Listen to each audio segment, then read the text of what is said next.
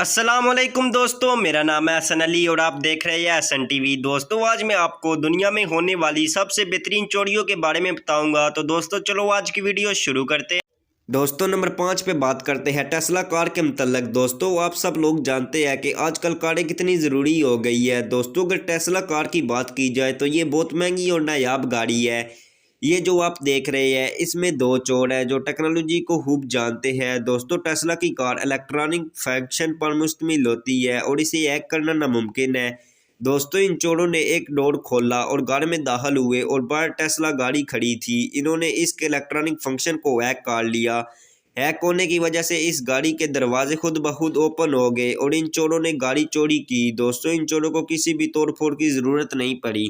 دوستو یہ واقعے میں ماہر ترین چور تھے۔ دوستو نمبر 4 پہ بات کرتے ہیں فارمیسی کے متعلق۔ دوستو زیادہ تر چور سونا اور پیسے چوری کرتے ہیں، لیکن کوئی آدمی میڈیکل سٹور سے ادویات چوری کرنے کے بارے میں سوچ سکتا ہے؟ دوستو دنیا میں بہت سی ایسی ادویات ہوتی ہے جن کی قیمت بہت زیادہ ہوتی ہے۔ دوستو ایک دفعہ ایک فارمیسی میں 2 چور کھڑکی توڑ کر داخل ہوئے اور ان کا یہ منظر میڈیکل سٹور میں لگے کیمرے میں ریکارڈ ہو گیا۔ دوستو اس فارمیسی میں ایک الماری تھی جس میں مہنگی دوائیاں پڑی ہوئی تھی۔ ان کی 2 گھنٹوں کی محنت کے بعد وہ الماری کھل گئی اور یہ اس الماری سے $1 ملین کی دوائیاں نکال کر فرار ہو گئے۔ دوستو پولیس پچھلے 5 سال سے انہیں پکڑنے کی کوشش کر رہی ہے لیکن وہ آج تک پکڑے نہیں گئے۔ دوستو واقعی میں یہ بہت ایکسپرٹ چور تھے۔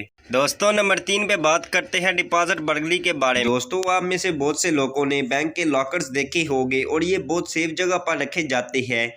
لوگ ان میں اپنا قیمتی سامان رکھتے ہیں۔ دوستو سن 2015 میں بوڑھے چوروں کے ایک گروپ نے ایک قیمتی سامان والی جگہ پر چوری کرنے کا پروگرام بنایا۔ دوستو انہوں نے اس جگہ تک پہنچنے کے لیے ایک بڑا ہول بنایا۔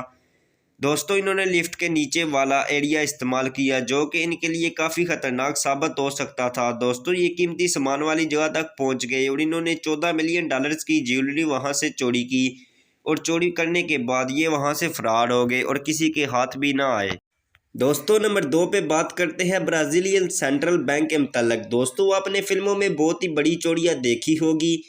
ان میں چور ایک پلان کے ذریعے چوری کرتے ہیں لیکن اصل چوری میں چور اس سے بھی زیادہ پلاننگ کرتے ہیں۔ سن 2005 میں ایک برازیلین کرمنل گروپ سینٹرل نے سینٹرل بینک سے $70 ملین چرا لیے۔ دوستو یہ پیسہ چھوٹے نوٹوں پر مشتمل تھا اور ان کا وزن 4 ٹن تھا۔ اگر ان نوٹوں کو ترتیب سے رکھا جائے تو 32 میٹر اونچا ڈھیر بن جائے گا۔ دوستو اس میں بہت سارے لوگ شامل تھے اور اس میں الیکٹریشین کا بھی اہم کردار ہے۔ انہوں نے 3 ماہ کی محنت کے بعد سخت پلاننگ کے ساتھ بینک لوٹا۔ دوستو یہ واقعے میں ایکسپرٹ چور تھے۔ دوستو نمبر 1 پہ بات کرتے ہیں اے ٹی ایم کے متعلق۔ دوستو اگر اے ٹی ایم کو ڈرل کر کے اوپن کرنے کی کوشش کی جائے تو یہ آسان کام نہیں ہے۔ دوستو کیا ہو اگر کوئی مشینری کے ذریعے اے ٹی ایم کو باہر نکال لے۔ یہ واقعہ ہائرلینڈ میں پیش آیا۔ ہائرلینڈ کے ایک گروپ نے پہلے ایک گاڑی چوری کی، پھر ایک ایکسکیواٹر اور پھر ایک اے ٹی ایم کی مشین چوری کر لی۔ ان شاطر چوروں نے گاڑی کی چھت کاٹ دی تھی تاکہ ایک مشین آسانی سے گاڑی کے اندر آ جائے۔ اس ایکسکیواٹر کا ڈرائیور بہت ماہر ڈرائیور تھا جس نے 1 منٹ میں یہ سب کر دکھایا۔ دوستو یہ ماہر ترین چور تھے جو پولیس کے ہاتھ بھی نہ آئے۔